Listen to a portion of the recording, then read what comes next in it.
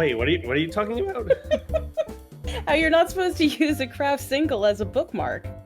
It was done. I don't remember the library, but it was a library in America, and they put it out as a little public service on their social media, not to use a craft single, still in its wrapper, but do not use that as a bookmark. Did they just like forget and they kind of put it in there and they just sort of like they're saving it for later or like to The guy was making a hamburger. He was like, Yeah. you know, I gotta put this somewhere, right? Yeah, I mean, put it on the burger. I mean, I guess we're lucky the burger didn't go in the book, I guess. Or they were saving it to like throw on like a baby's face or whatever. Like that's a whole thing. You two Okay, have you seen it? I want to now know what the book was. I want to know the book Oh, was yeah, right. for this to all tie together. Yes, I have totally seen the videos or it was a trend of throwing the slice on a baby's face to shut them up. It's hilarious. It's hilarious. It works. It's hilarious. Yeah, It it's works. hilarious. If To somebody be fair, threw I would cheese on my stop. face, yeah, I'd stop. That's a weird kink for an adult, but Yeah. you know, We don't kink shame. No. Like throwing cold cuts on a naked body is hot. I'll tell you that. That's all I'm saying. What book would be the best book to put a craft single as a bookmark in? Ooh, okay, let's see. Oh, wow. Like How to Shit in the Woods or whatever. Like just some like, like Doesn't cheese make you constipated though? Not you, but you, the general, the royal you. If it was Swiss cheese, it would be the Holy Bible, of course, right? But it's not. It's not. It's not. What craft single has holes in them? No. Right. It depends on the cheese, and then They're not supposed to. The cheese book pairings. It's like Cheese book. Yes. Oh, that is something we gotta do for the holidays.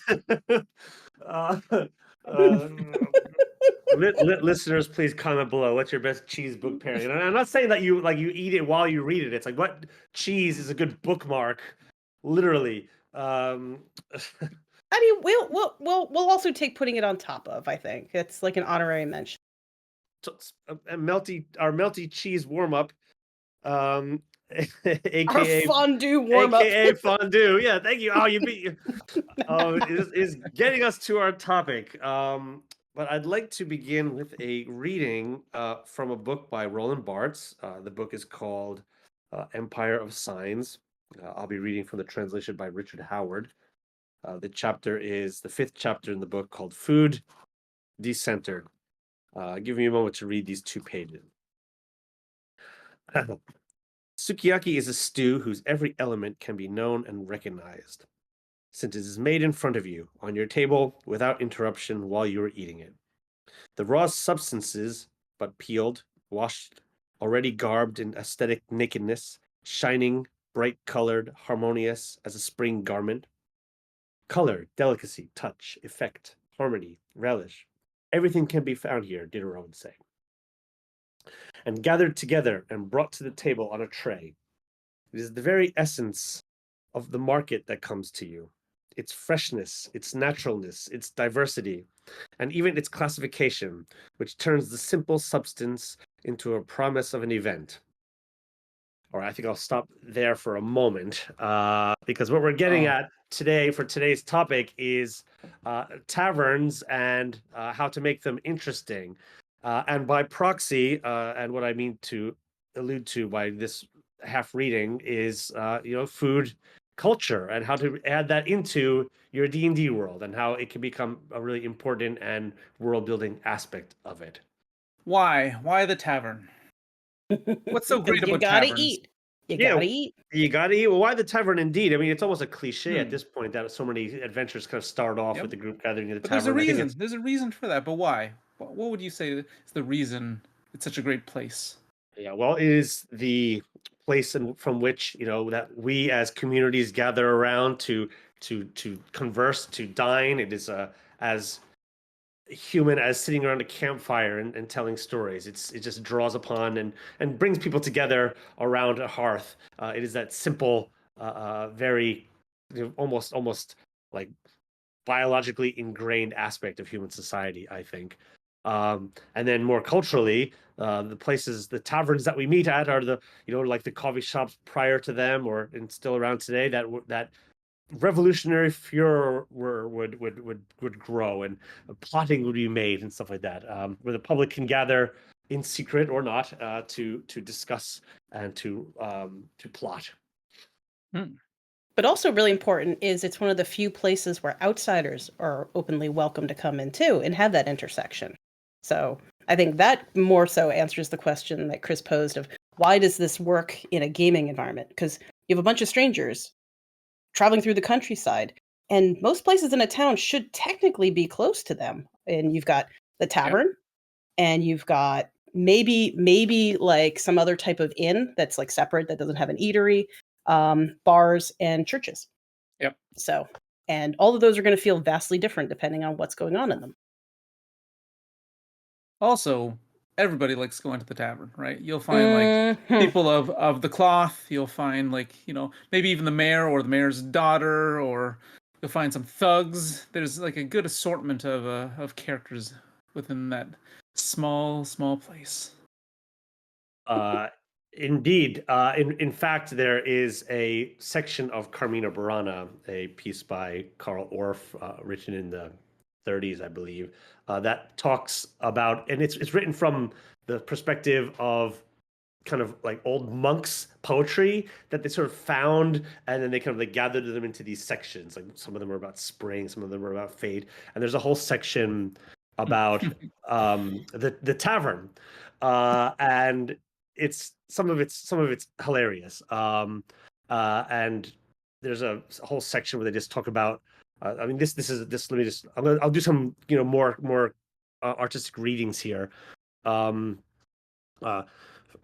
is from the center of In Taberna, which is a section of the Carmina Burana. Some gamble, some drink, some behave loosely. But of all those who gamble, some are stripped bare, some win their clothes here, some are dressed in sacks. Here, no one fears death, but they throw the dice in the name of Bacchus. First of all, to the wine merchant, the libertines drink. 1 for the prisoners, 3 for the living, 4 for all Christians, 5 for the faithful dead. 6 for the loose sisters, 7 for the footpads in the wood, 8 for the errant brethren, 9 for the dispersed monks, 10 for the seamen, 11 for the squabblers, 12 for the penitent, 13 for the wayfarers. To the Pope as to the king, they all drink without restraint. The mistress drinks, the master drinks, the soldier drinks, the priest drinks, the man drinks, the woman drinks, the servant drinks, with the maid, the swift man drinks, the lazy man drinks, and it goes on like this for some time. And the orcs drink, the elves drink, the dwarves drink. Exactly, and they're these little kind of titillating poems that I think these cloistered monks just wrote to themselves to sort of like busy away the days, and to perhaps after a morning prayer and work, the penitents, they'd kind of go up and they'd look at them and tee-hee-hee to themselves. You mean they were human just like us? They were just like us. Yeah. The music itself delightfully recreates this sort of tavern brouhaha. But it's definitely not about just drinking and eating. The reason I want to start off with this idea from Food Descendered from Roland Barthes is this sort of semiotic idea that the symbols and the signs behind what you choose to put into your tavern, again, brings back this idea of world building, and how that can become such a subtle way to draw in small detail of the world that, albeit small in the sense that it's trifle at the table, a bit of food, the way that the ale is delivered to the table, can reflect something much grander within the society as a whole. And in this Bart's piece about sukiyaki, he seems to argue how with much of food in Japan, the whole idea of food decentered, the idea that there's not like a sort of a main course. There's all the little small pieces that make up Japanese cuisine, and then that by itself, that sort of series of way food is presented, becomes part of Japanese society as a whole. And therefore, if players are thinking about how to present food in their own tavern, why just have it in a big slop? That's one way to do it. But perhaps showing all these things, the way that it smells, the herbs that are being used, the essences that are being used, the atmosphere that surrounds it all. The way you pair a cheese with a book. It's the big capital I that we always like to throw around. Immersion, right? Yes, indeed. And information as well. I'd throw another word in here that, again, you tend to encounter more in writing than in, say, tabletop campaign design, and that is exposition. You don't want to be lore dumping, right? So you don't want to introduce, especially if it's the beginning of your campaign, you don't want to just introduce your players to the tavern, because a lot of campaigns do start in a tavern, and there's nothing wrong with that. I'm going to say that that's an eternal argument you see on the internet. There's nothing wrong with it. It's how you do it. And that's kind of like with cliches. Cliches aren't bad or wrong. It's how do you make it your own, right? So what Jay was going through here with having all of these sprinkled details of the culture coming through food, it is one avenue that you can create the immersion, create the sense of world building right off the bat in ways that you're not just telling your players what's going on. Because maybe 2-3 paragraphs worth of detail before people start to zone out. But if you start telling them about the food and how it's served and what it smells like, what it tastes like, what it feels like, how it blends in with the table setting and things, everybody's paying attention to you. And you've managed to build out a whole chunk of your world through what everybody loves. Everybody loves food. Everybody's going to pay attention. A nice fun thing that I like to add in whenever players are eating in my game is just to have them roll a D100, and that percentage is the sort of just the degree to which they like the food or not. As a total random element, they roll a 1%, they completely despise it. If they roll 100, they love it. This is a small little thing. I do the same, but I only use the D20. Man, well, I'm gonna throw in having experienced this. It's even created like whole character element arcs. Like with a character I had, it was how spicy is the food, and can you tolerate it?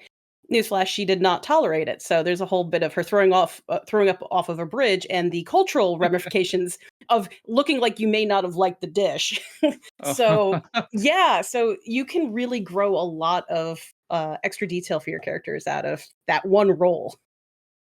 Right. Okay. So we're jumping around here. I think we're saying a lot of really interesting, provocative points, but how then do because taverns, maybe to a lot of gamers and GMs alike, would say it's cliche, right? I think we're all sort of saying it can be, but it's also just sort of a good way to start. Like once upon a time. Sandra said it best. Like, it's how you use it, right? It's how you use it, right? So then, well, let's dive into that a little bit. How then do you use it? How do we make these taverns a little bit more interesting, less cliche, less? It was a dark and stormy night.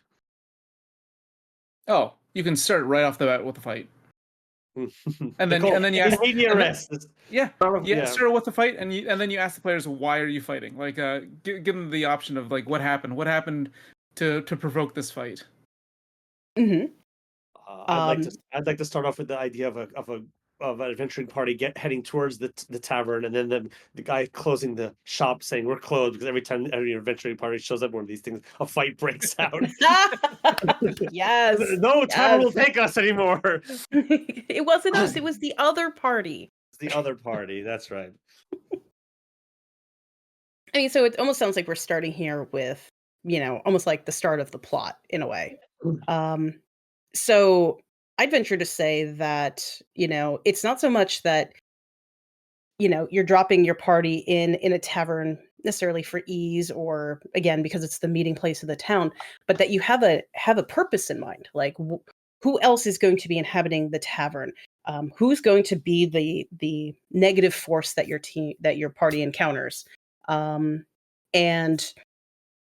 and I'm gonna say right off the bat, if a tavern isn't the best place to introduce your party to, what malignant force is the start of your campaign or your midpoint or whatnot, then the tavern's not the right place. So sometimes it's you start answering questions on both sides. And then you wind down to finding, oh no, the tavern is the right place. Nope, they should be meeting this person in the woods, etc. So for me, it would be definitely the, ask the tough questions of what's going to drop your party the most into that danger, into that tension moment. And if it's the tavern, start building it around that conflict. Well, you get to a point that I wanted to make, which is that idea of you say, well, if it's not the tavern, then it's the woods.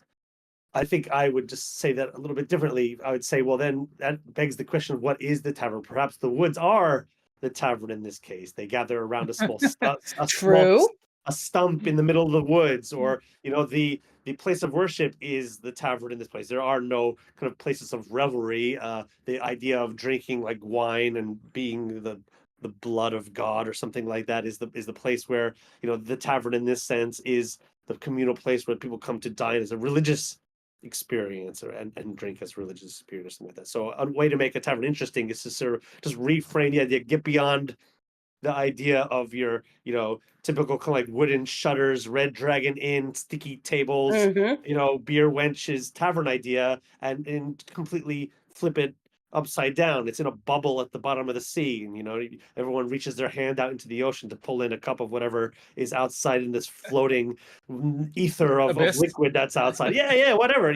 This becomes the new tavern starting point, and questions.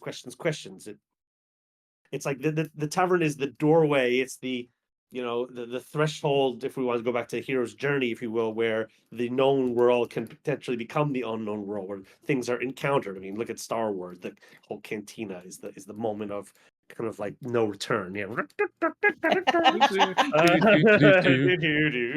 Amazing. Okay, that's all we can sing. Yeah. No. Don't make me take out the flute. I'm pretty sure I still remember how to play it.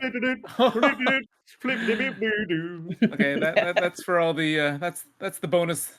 That's the bonus content. The bonus content. But yeah, like a tavern is a place for lots of things, for like gathering of information, right? That's a kind of like an important thing to do at the tavern. You can also get in a fight, but also like recruitment or finding jobs or things like that, or just like room and boarding, or just like relaxation and fun. There's so many uses for the tavern, right? And it could be all or none of those in some ways. Mm-hmm. And the place for healing as well. Yeah, the place for kind of like getting back to it's the safety of that, or the your place in between missions when you're actually literally not sitting on the table or over Discord or whatever it is that you play on, and where the characters are kind of in your imagination spending their time chilling out and licking their wounds before they get back out there in the field or whatnot, wherever that there is. It is a communal place of information gathering, friend meeting, wining and dining. Now, I would also throw in there, having played in a variety of at a variety of tables and a variety of experience levels and whatnot. I would even say question why you're picking a tavern versus an outdoor environment, because I feel like the commonality is to always stay at a tavern. Every time it's nighttime, you find a tavern, and that's one thing that can really make the setting very old or very challenging to try to differentiate each time.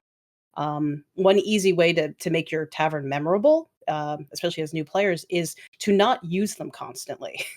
If you are just going to white space that night, just let it be out in the woods. Just nothing happened there, and save the taverns, these experiences, these social environments for something important. Granted, you can't do that long term. Otherwise, every time you let your players stay at a tavern, they're going to expect to get into a fight or something. But it's just a pretty simple way is just to not overuse the environment. Another way to make it interesting is to go a little bit more historical, in the sense that the proprietors and owners of a tavern would have traditionally been seen as somewhat of social outcasts. Because why? The tavern is the place that your foreigners are coming in through, the travelers, the people that nobody they bring about plague. They bring plague. They're bringing otherness to it, and bad ideas. These tavern owners are the ones that are trying to make money off of this. How very non-religious of them to be doing stuff. And so you've got these kind of what's the line? You know, wretched hub of skullduggery Scum and and villainy, or yeah. scum and villainy or whatnot. You know, playing it that way, where they're, you know, they are the places where information can be gathered, but to walk into one, if you're playing in a very kind of perhaps pious or, you know, religiously conservative world, that could be an interesting thing where the characters are sort of forced to enter them when they don't want to, or, you know, some opium den or something like that, where they might get kind of seduced into Ooh, a where's this world. tavern? Yeah, exactly. And despite all this talk of taverns, I can't think of the last one that I've had in the game that I've been running for a while. Sure enough, dinner sequences and drinking sequences abound, but I don't remember even the last time there was a tavern. I suppose the last one I remember was way back in the day that sticks to my mind, which was simply a watermill. It wasn't a tavern per se, but someone's house, with large barrels on the outside that they'd fill up with warm water to bathe in, and so they'd bathe along the river, and so you can just imagine these dwarves in barrels, and, you know, and they all come in to cool off by the fire and sit down and play games of chess and whatnot. But Now, is that because you just, you're totally off the idea of taverns anymore? Like, you've been playing for a while, right? hmm. So is it just you're trying to avoid taverns specifically? No, not at all. Or just they never come up, or The the sort of the layer of society in which the players are now interacting with is such that, like, okay. their interaction with taverns is few and far between. They're sort of like a resistance party at this point, or the other half of the campaign is sort of, you know, living in castles and lords and things like that, where they have servants waiting on them, so there's no need to visit a tavern anymore. They just have people bringing them their bottles of wine on trays and things like that. So Yeah, that's an interesting point because like all too often your party eventually, if you live long enough, you wind up being the baddies for a good long time. So you wind up avoiding public spaces unless you send like the one person in just to like overhear the details and things like that. So the typical we're gonna lodge here in a place of safety. It's a fun thing to just turn your tavern on its head and no, you're taking some serious risk going in there. In fact, and what kind of dangers the versus reward are your players having to weigh in that moment.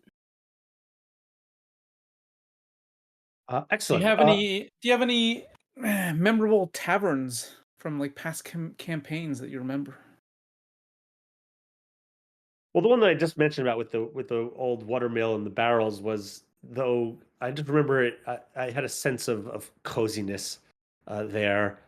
Um, I'm more reminded of the particular conversations that are being had rather than Mm. the atmosphere of the tavern, sadly.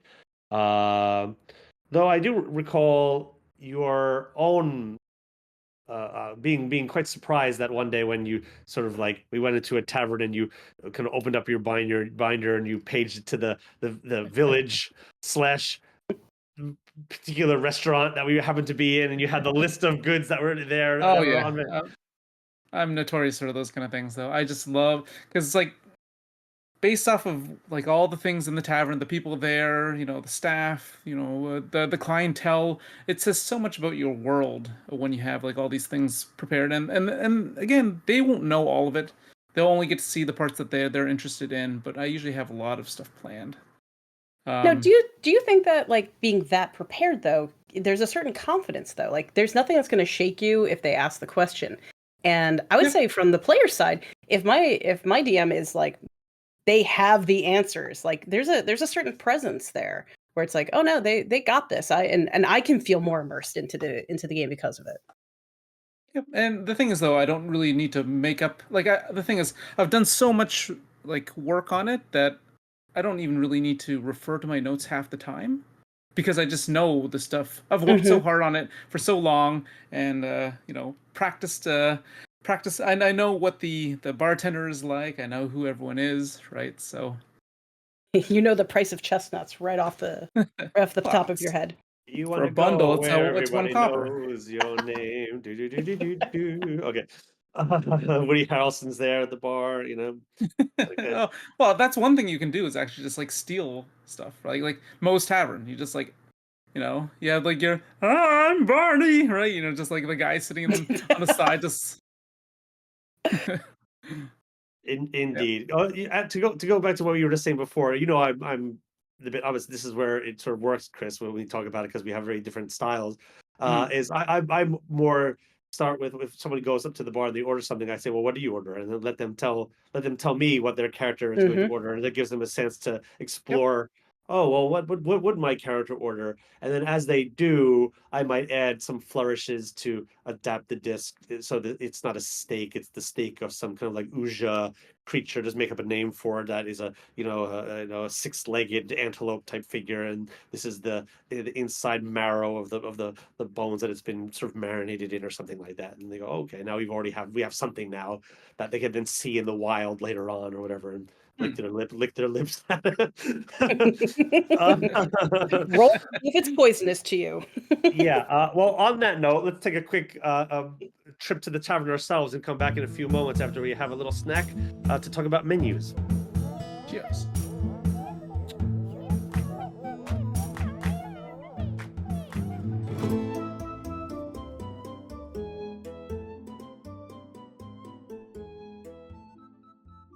All right. Well, so despite just dining gluttonously during that break, we are back now to continue talking about food.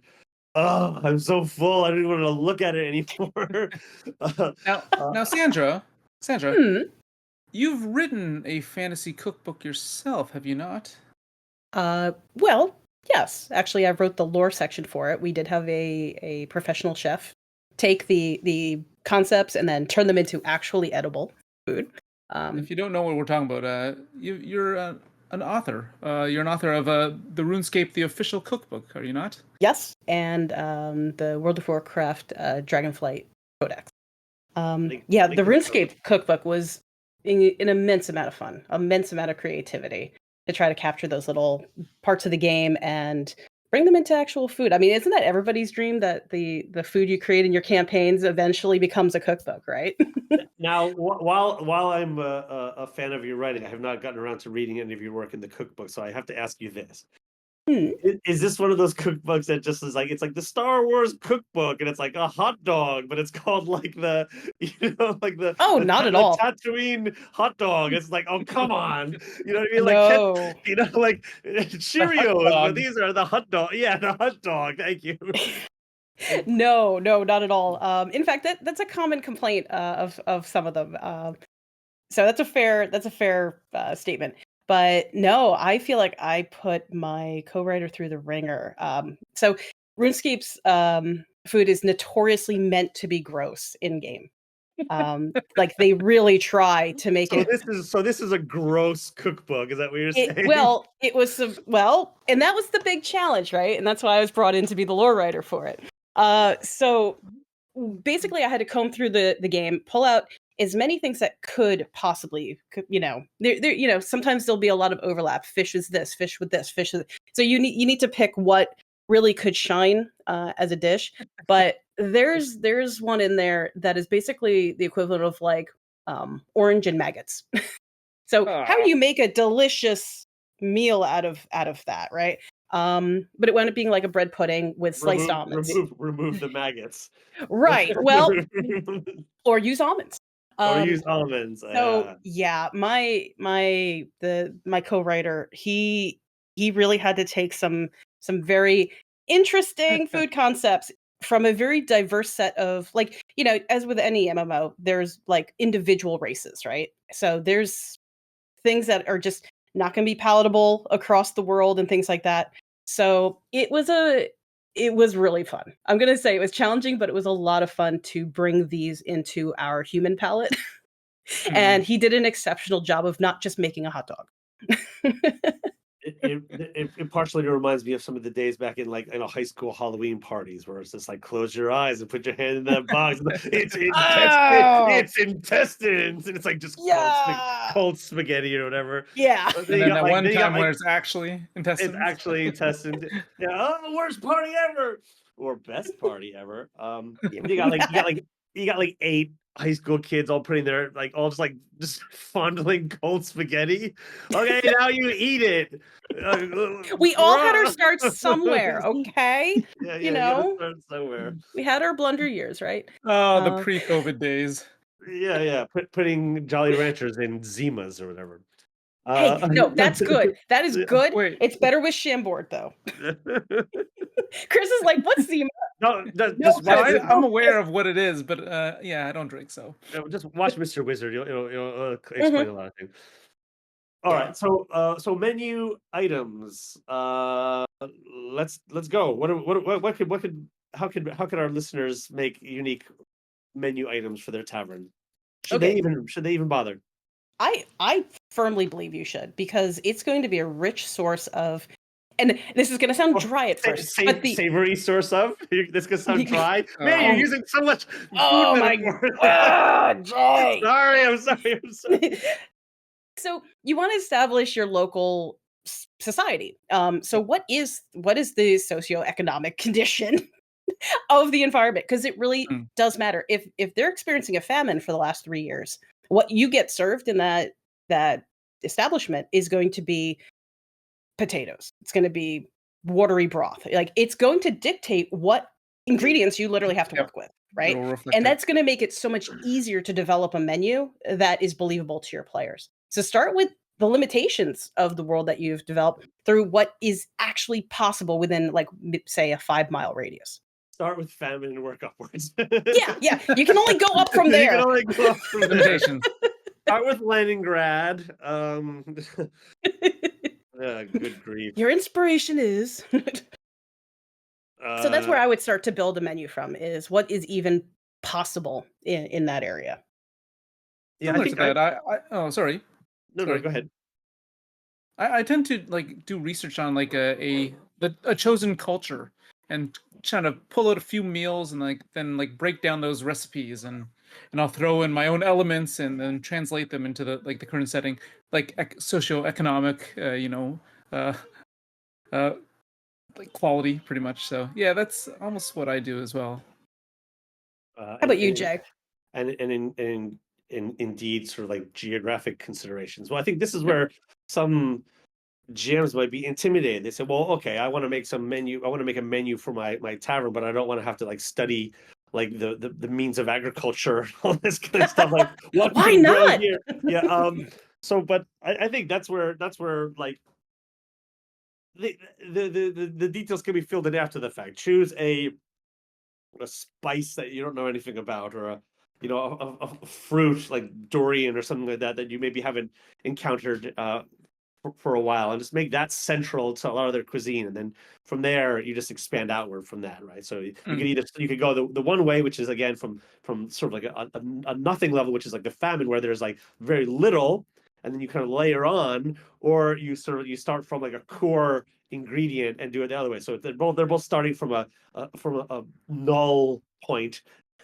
And then you just like build concentric circles around that thing, and then you can start building a kind of like a society's kind of food culture, cuisine around either a civilization that has been in famine for years, or a civilization that likes saffron to the nth degree, or something like that.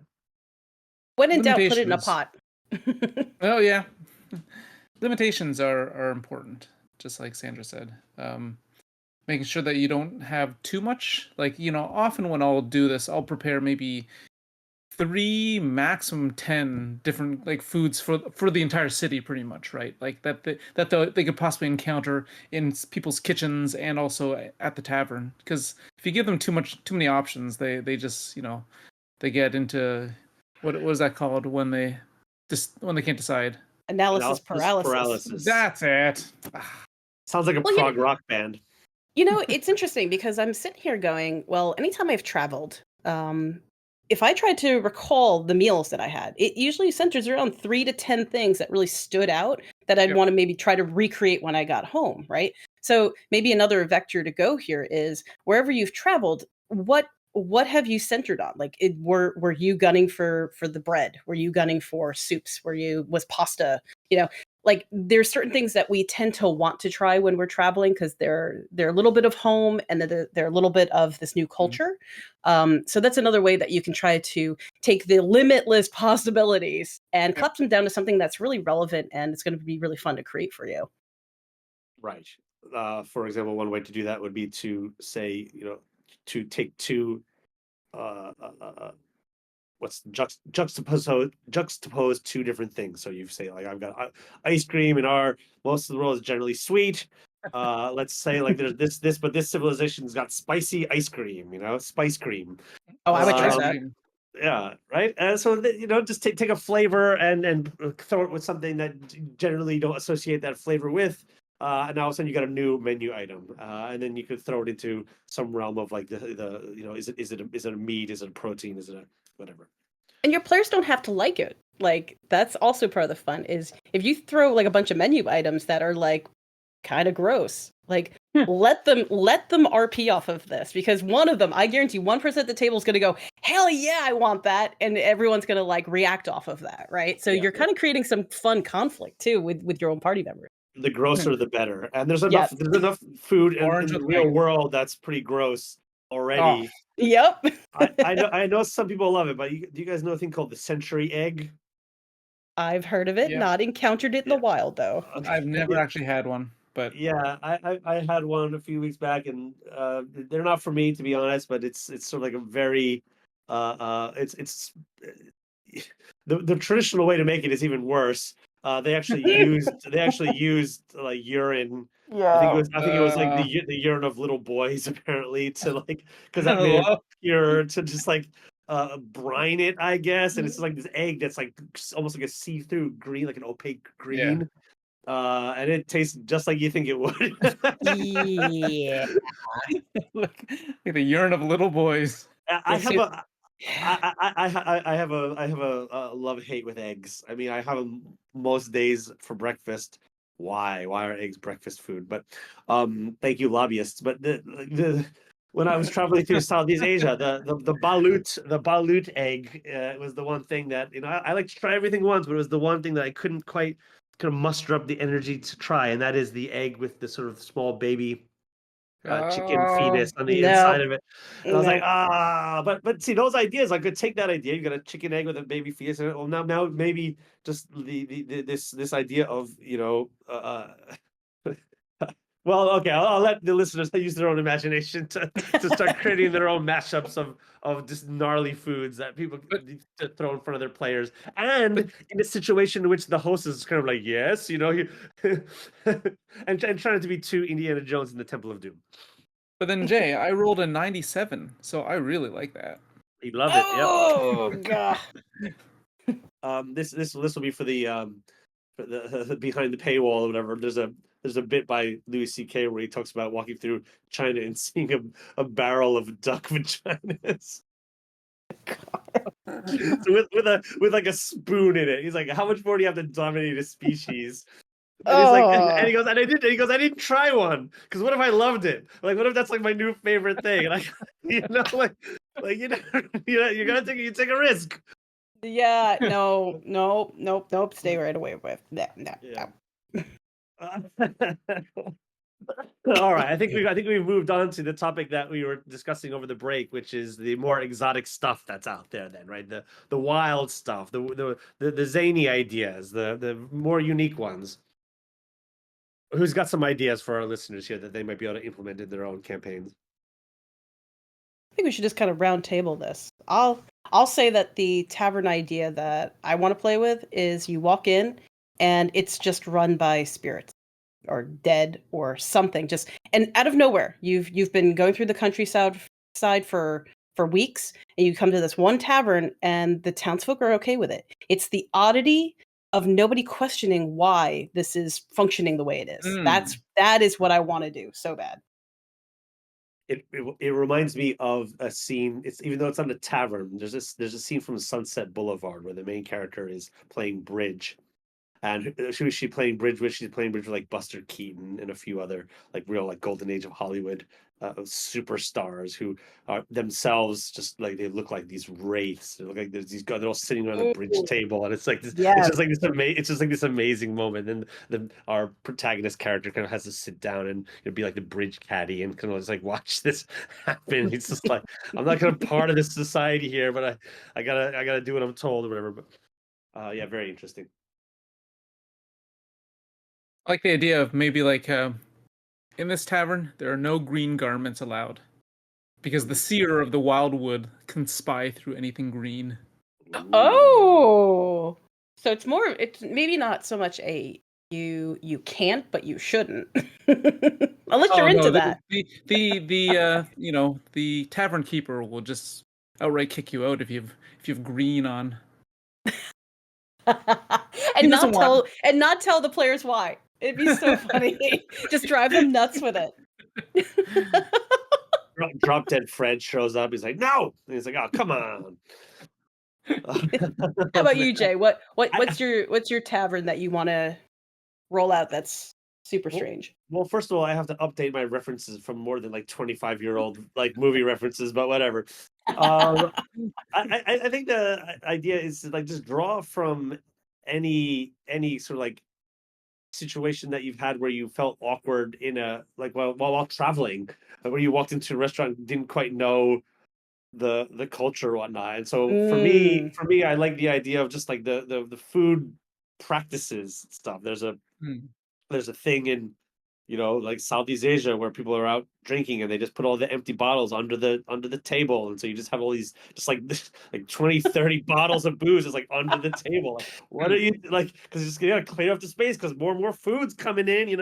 Oh, that's crazy. Just a small little kind of like an awkward thing, or and not to say like always awkward, but like how the hashioki, the little things in Japan that you put your chopsticks on, just raise them Hmm. up so you don't like rest them on the table. On And the table, yeah. yeah, Mhm. so a little thing like that like is unique to the culture. That's a type of hammer that's used to like smash the turtle shell at the table, or a pair of forks that's also used in like hair during a wedding or something like that after the fact. And because it's been eaten on, and it's got these oils that helps to sort of like kind of like literally put the oils in the hair from because there's not a lot of shampoo in this region of the world, or something like that. Just some sort of connection, and like foodie ritual uh that you can flip on its head, like saying cheers and clinking glasses. Like, why do we do that?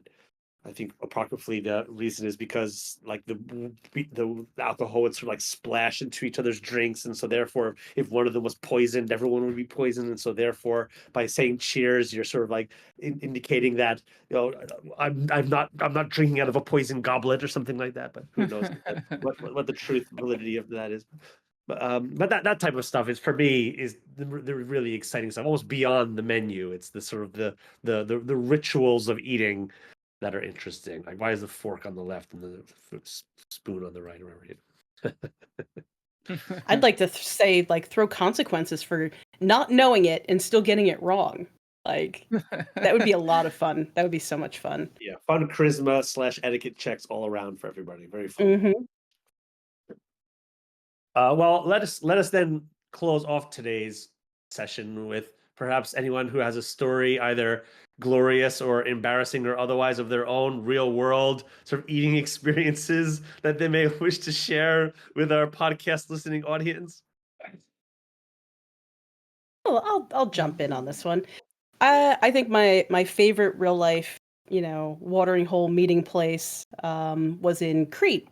It was close to this little Airbnb we were renting from a local resident, and it was one of the few places still open because we were outside of tourist season, and particularly wanted to be outside of tourist season.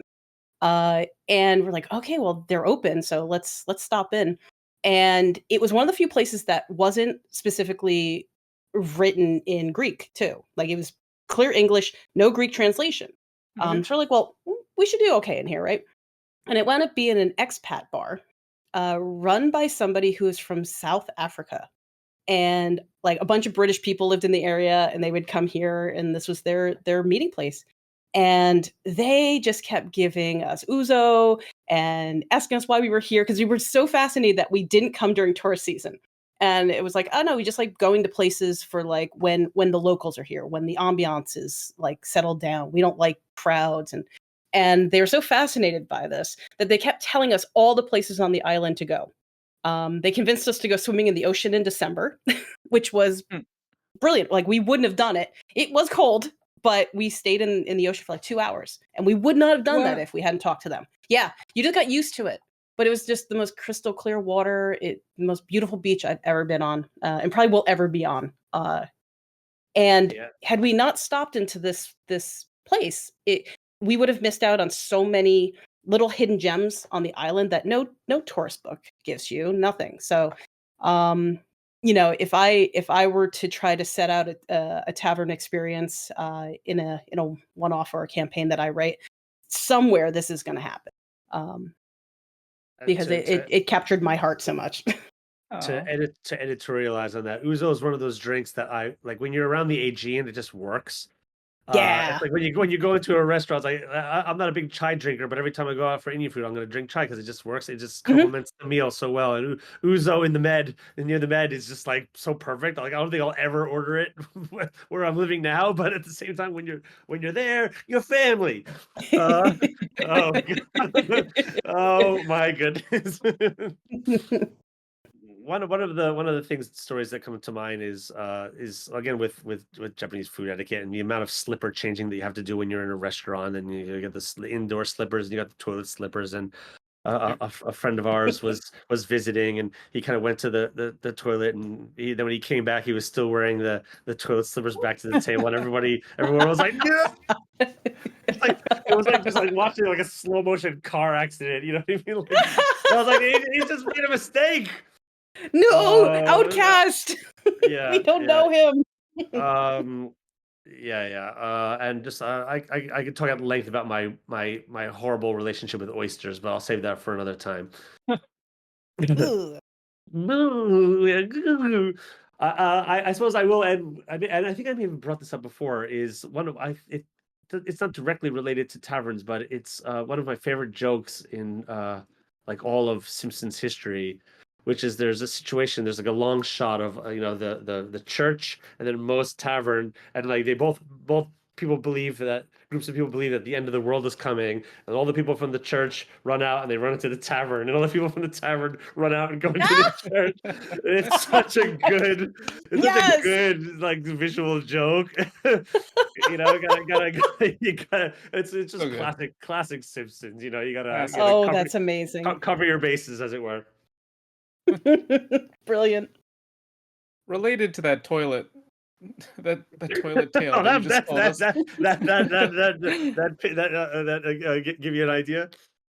I do remember this was entirely unrelated to restaurants, but one time, one of my coworkers, he had just come from, I think, Toronto, and he had been in Japan for maybe about a year. And or no, not even a year, maybe a year. He had been in Japan for about like a couple of days, and there was one of those Japanese style toilets.